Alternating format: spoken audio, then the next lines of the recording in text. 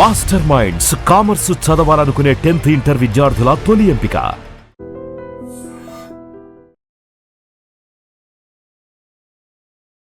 Hello guys, welcome to iDream media. ఒక పక్క యుద్ధం, మరో పక్క అసలు మనకి పెట్రోల్ అండ్ క్రూడ్ ఆయిల్స్ ఏదైతే ఉన్నాయో అవి సరిగ్గా వస్తున్నాయా రావట్లేదా అనే ఒక భయం. అయితే ఇలాంటి టైంలో ఇన్వెస్ట్మెంట్స్ అనేవి కూడా చాలా వాలటైల్గా ఉన్నాయి, మరి ముఖ్యంగా స్టాక్ మార్కెట్లో ప్రొడక్ట్స్ అన్నీ కూడా.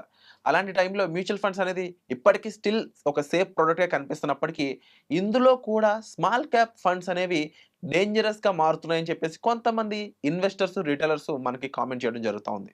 అయితే నిజంగా స్మాల్ క్యాప్లో ఇన్వెస్ట్మెంట్స్ ఇప్పుడున్న పరిస్థితులు బట్టి రిస్క్ అంటారా? ఈ విషయం మనం తెలుసుకుందాం. మ్యూచువల్ ఫండ్ డిస్ట్రిబ్యూటర్ అయిన పిఎస్ చంద్రశేఖర్ గారిని అడిగి తెలుసుకుందాం. సార్, మ్యూచువల్ ఫండ్స్లో నిజంగా సేఫెస్ట్ ప్రొడక్ట్ అని చెప్పడానికి రకరకాల రీజన్స్ అయితే ఉన్నాయి. కానీ స్మాల్ క్యాప్ అనేది ఈ రీజన్స్ అన్నిటిని ఓవర్కమ్ చేసుకుని ఇది కూడా ఒక రిస్క్ ప్రొడక్ట్ అని చూపిస్తుందా అనే క్వశ్చన్ వస్తుంది. దీనికి మీరు ఇచ్చే ఆన్సర్ ఏంటి? విరాట్ గారు, ఫస్ట్ మ్యూచువల్ ఫండ్స్ సేఫెస్ట్ ప్రొడక్టా అని మీరు అన్నట్టుగా మాట్లాడుకుంటే, మార్కెట్ లింక్డ్ కాబట్టి రిస్క్ అనేది ఉంటుంది. సో రిస్క్ ఏ లెవెల్లో ఏ స్కీమ్స్లో ఉంటాయనేది మనం అర్థం చేసుకోవాలి. ఫస్ట్ మనం ఇవాళ మాట్లాడుకునేది స్మాల్ క్యాప్లో ఇన్వెస్ట్మెంట్స్ ఈ టైంలో చేయొచ్చా మనం మాట్లాడుకుంటే. సార్ జనరల్గా ఇలాంటి స్మాల్ క్యాప్, మిడ్ క్యాప్ మనం ఎప్పుడైతే ఇన్వెస్ట్ చేయాలనుకుంటున్నామో వాళ్ళు చాలా ఫోకస్డ్గా, క్లియర్గా ఉండాలి కొన్ని విషయాల్లో. ఏంటి అని మనం మాట్లాడుకుంటే, వాళ్ళ ఇన్వెస్ట్మెంట్ హారిజన్ ఇలా స్మాల్ క్యాప్, మిడ్ క్యాప్కి వెళ్ళేటప్పుడు 7 to లేకపోతే 5 to 10+, 5 to 10 years time horizon ఉండాలి. అంటే నేను 5 నుంచి 10 సంవత్సరాల వరకు నేను ఇన్వెస్ట్ చేసి ఉంటాను. ఫస్ట్ థింగ్, మన ఇన్వెస్ట్మెంట్ చేసిన తర్వాత అప్స్ అండ్ డౌన్స్ ఉంటాయి మార్కెట్లో. సో ఎస్ఐపి మూలంగా ఇన్వెస్ట్మెంట్ చేసుకుంటూ వెళ్తే ఇలాంటి వాలటైల్ సిచ్యువేషన్స్లో కాస్ట్ యావరేజింగ్ అనేది జరుగుతూ ఉంటుంది. సో బట్ ఇలాంటి సిచ్యువేషన్స్ ఒకేసారి లంసమ్ అనేది పెట్టకండి. ఒక స్టాగర్డ్ వే ఆఫ్ ఇన్వెస్ట్మెంట్స్ అనేది ఆల్వేస్ స్మాల్ క్యాప్లో. Okay, so sir small cap మన ఇన్వెస్ట్మెంట్ చేసేటప్పుడు ఒక డైవర్సిఫైడ్ పోర్ట్ఫోలియో చేసుకోమంటాం. సో మీ మొత్తం అమౌంట్ని తీసుకెళ్ళి స్మాల్ క్యాప్లో పెట్టకండి. సో మీ డైవర్సిఫైడ్ పోర్ట్ఫోలియోలో ఓ 10 to 20% depending on your risk appetite. అంటే మీరు పెట్టిన 100 రూపాయలు ఒక 50 రూపాయలు పడిపోయినా పర్వాలేదు అనుకుంటే స్మాల్ క్యాప్, మిడ్ క్యాప్స్కి రండి షార్ట్ టర్మ్లో. బట్ లాంగ్ టర్మ్లో మళ్ళీ మంచి వెల్త్ అనేది క్రియేట్ అవుతుంది. అంటే నేనేం చెప్పేది ఏంటంటే, నెగిటివ్ రిటర్న్స్ కూడా చూడగలుగుతారు. 50% నెగిటివ్ రిటర్న్స్ చూసే ఛాన్సెస్ కూడా ఉంటాయి.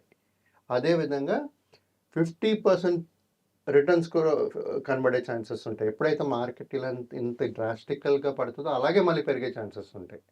సో ఈ రిస్క్లన్నీ అర్థం చేసుకుంటూ స్మాల్ క్యాప్, మిడ్ క్యాప్ ఫండ్లో ఇన్వెస్ట్మెంట్ చేయాలి. మరియు అవాయిడ్ చేయవలసింది ఏంటంటే, షార్ట్ టర్మ్ రిటర్న్స్ కోసం స్మాల్ క్యాప్లో రాకండి ఫస్ట్ థింగ్. రెండోది, మీకు చెప్పినట్టుగా 30 to 40% ఒకవేళ పడుతుంది, మీరు అది తీసుకోలేను అనుకునేటప్పుడు స్మాల్ క్యాప్లోకి రాకండి. ఓకే, తర్వాత హెవీగా ఒకే దగ్గర పెట్టకండి. స్మాల్ క్యాప్లోనే మొత్తం అంతా అమౌంట్ పెట్టకండి. సార్ ఇప్పుడు మనం మాట్లాడుకునేటప్పుడు ఇప్పుడు సినారియోలో మన గ్లోబల్ అన్సర్టనిటీస్ ఉన్నాయి కాబట్టి, strait of Hormuz, US, Israel, Iran war వల్ల barrel is around $100 above. So అది సీజ్ ఫైర్ అయిందే తప్పించి ఇంతవరకు సొల్యూషన్ అయితే ఇంకా రాలేదు. సో యుఎస్ వాళ్ళు ఏం చేస్తున్నారంటే, దే హ్యావ్ బ్లాక్డ్ కంప్లీట్లీ. ఈ ఇరాన్ ఎక్కడ ఏం చేయకుండా బ్లాక్ చేశారు. వాళ్ళ క్రూడ్ ఆయిల్ అమ్మలేనట్టుగా. సో ఇలా ఉన్నప్పుడు ఏమవుతుందంటే సార్, మన క్రూడ్ ఆయిల్ అనేది మళ్ళీ ఇంకా పెరుగుతుంటుంది. మేబీ ఒక 1, 2, 3 షిప్స్ వెళ్ళొచ్చు, బట్ దే కెనాట్ అన్నీ వెళ్ళే ఛాన్సెస్ అయితే లేదు. ఇప్పుడు నేను లేటెస్ట్ ఇన్ఫర్మేషన్ ఏంటంటే వాళ్ళకి స్టోరేజ్ కెపాసిటీ తగ్గిపోతుంది. ఎవరికి? ఇరాన్ వాళ్ళకి క్రూడ్ ఆయిల్ స్టోరేజ్ కెపాసిటీ తగ్గిపోతుంది. అలాంటప్పుడు ఏంటి, మనకి ఇంకా టెన్షన్స్ ఎక్కువ అవుతాయి, మన వాల్యుయేషన్స్, బ్యారెల్ అన్నీ పెరిగే ఛాన్సెస్ ఉంటాయి. కానీ ఇది ఇప్పుడు మనం మాట్లాడుకుంటే సార్, స్మాల్ క్యాప్లో కొన్ని ఇంకా ఓవర్ వాల్యూడ్ ఉంది, కొన్ని రీజనబుల్ వాల్యుయేషన్లు ఉన్నాయి. సో ఇన్వెస్ట్మెంట్స్ అనేది ఎప్పుడైనా నేనేమన్నాను 5 to 10 years ఈజ్ 10 year ఉండాలి. సో మనం ఒక స్టాగర్డ్ వే ఆఫ్ ఎస్ఐపి మూలంగా ఇన్వెస్ట్మెంట్స్ అనేది స్మాల్ క్యాప్లో కూడా ఇన్వెస్ట్మెంట్స్ చేయొచ్చు. ఓకే. సో కొంతమంది ఉంటారు లంసమ్ ఒకే డబ్బులు పెట్టుకుని కూర్చుంటారు, ఒకేసారి పెడదామని చూస్తుంటారు. వాళ్ళకి చెప్పేది ఏంటంటే ఒకవేళ ₹100 ఉంటే ₹50 లంసమ్ పెట్టండి, లేదా ₹30 లంసమ్ పెట్టండి, మిగతాది స్టాగర్డ్ వేలో ఇన్వెస్ట్ చేయండి. Very simple solution for that. Sir ఇంకోటి ఏంటంటే ఈ జనరల్గా ఈ చిన్న కంపెనీస్ స్మాల్ క్యాప్స్ మనం పెడుతున్నాం కాబట్టి వాళ్ళకి లిక్విడిటీ ప్రాబ్లమ్స్ ఉంటాయి చిన్న కంపెనీలు. సో వాళ్ళకి ఇమ్మీడియట్గా ఈ ప్రాబ్లమ్స్ ఎక్కువ ఉండేటప్పుడు రిస్క్ కూడా చాలా ఎక్కువ ఉంటుంది. సో వాళ్ళకి డబ్బులు అవసరం ఉంటుంది, డబ్బులు దొరకకపోవచ్చు, లేకపోతే వాళ్ళ ప్రొడక్ట్ డిమాండ్ ఉండకపోవచ్చు, చాలా రీజన్స్ ఉంటాయి. సో ఇవన్నీ చూసుకుని మనం స్టాక్స్ కొనుక్కోవాలంటే మనం చేయలేము. ఒక రీసెర్చ్ అనలిస్ట్ కూడా 100% ప్రెడిక్ట్ చేయలేడు. బట్ మ్యూచువల్ ఫండ్స్లో ఏం అవుతుందంటే మనం పెట్టిన పెట్టుబడి స్మాల్ క్యాప్లో నంబర్ ఆఫ్ స్టాక్స్లో పెడతారు కాబట్టి డైవర్సిఫైడ్ పోర్ట్ఫోలియో ఉంటుంది కాబట్టి రిస్క్ అనేది తగ్గుతుంది. So one of the best option to invest in small caps is small cap mutual funds. కాకపోతే ఎస్ఐపి మూలంగా, లేకపోతే డెట్ కేటగిరీలో లంసమ్ ఉన్న వాళ్ళకి నేను చెప్పేది ఏంటంటే డెట్ కేటగిరీలో పెట్టి ఎస్టీపీ చేసుకోండి. సో చేసుకుంటూ with in a span of 1 to 3 months పెట్టుకుని అన్నీ ఈ స్మాల్ క్యాప్కి వెళ్ళేటట్టు ప్లాన్ చేసుకుంటే మంచి రిటర్న్స్ అనేది జనరేట్ అవుతుంది. సార్ ఇప్పుడు మార్కెట్ ఆల్రెడీ షార్ప్గా పడింది మనం చూసుకుంటే, మళ్ళీ ఇప్పుడు రికవర్ అవుతుంది. 1 డేలో నెగిటివ్గా వస్తుంది, 1 day పాజిటివ్గా వస్తుంది మార్కెట్. ఎందుకంటే వాళ్ళకి the path is not clear at. అంటే ఎటు వెళ్ళాలి, ఎటు వెళ్తుంది అనేది ఇంకా ఎవరికి తెలియదు.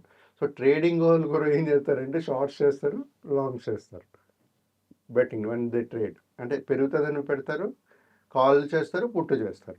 సో ఈ జనరల్గా ట్రేడింగ్ అనేది చాలా రిస్కీ ప్రోడక్ట్ కాబట్టి మనం ప్రతి ఒక్కరు చేయలేరు. Most of the people are loss money. But mutual ఫండ్స్లో ఇప్పుడు ఒక స్కోపు, ఒక ఆపర్చునిటీ ఉంది, రీజనబుల్ వాల్యుయేషన్స్లో ఉంది కాబట్టి స్మాల్ క్యాప్లో ఇన్వెస్ట్మెంట్స్ చేస్తూ లాంగ్ టర్మ్ అనేటప్పుడు చేస్తూ వెళ్తే మంచి రిటర్న్స్ అనేది జనరేట్ అవుతుందండి. విరాట్ గారు. సో ఇందులో ఒక 5-6 టైప్స్ అనేది ఇక్కడ మీరు చెప్పడం జరిగింది సార్. మేజర్‌గా ఇన్వెస్ట్‌మెంట్ చేసే పద్ధతిలోనే ఒక పక్క రిస్క్ ఉన్న దాన్ని హ్యాండిల్ చేయడం తెలియాలి అనే విధంగా ఇన్వెస్ట్‌మెంట్స్ అయితే కనిపిస్తా ఉన్నాయి. ఆ ఫార్ములాస్ గాని, ఆ ప్యాటర్న్స్ గాని. అయితే definitely mutual funds are subjected to market risk కాబట్టి ఈ ఎపిసోడ్‌ని కేవలం ఎడ్యుకేషనల్ పర్పస్ మీద మాత్రమే చేయడం జరిగింది. డెఫినెట్‌లీ ప్రొఫెషనల్స్‌ని మీరు కన్సల్ట్ అయ్యి వాళ్ళ ద్వారా మాత్రమే మీరు ఇన్వెస్ట్ చేయండి తప్ప ఓన్ డెసిషన్స్ తీసుకోవద్దండి. అవి రిస్క్. అండ్ అందుకనే మనం ఇలా ప్రొఫెషనల్స్‌ని తీసుకొచ్చి వాళ్ళతో ఇంటర్వ్యూ చేసి వాళ్ళ యొక్క ఐడియాస్‌ని మీకు తెలియజేసేలా చేస్తున్నాము. అండ్ తప్పకుండా మీరు ఇలాంటి ఇన్వెస్ట్‌మెంట్స్ అనేవి కూడా మీరు రెగ్యులర్‌గా చేయడం స్టార్ట్ చేయండి. డైరెక్ట్ ఇన్వెస్ట్‌మెంట్స్ అనేవి ఎప్పటికైనా రిస్క్ కాబట్టి. అండ్ మీ హార్డ్ అండ్ మనీని అయితే లూజ్ అవ్వద్దండి. ఇది మా సజెషన్. అండ్ వచ్చే ఎపిసోడ్‌లో మళ్ళీ కలుద్దాం. Thank you so much.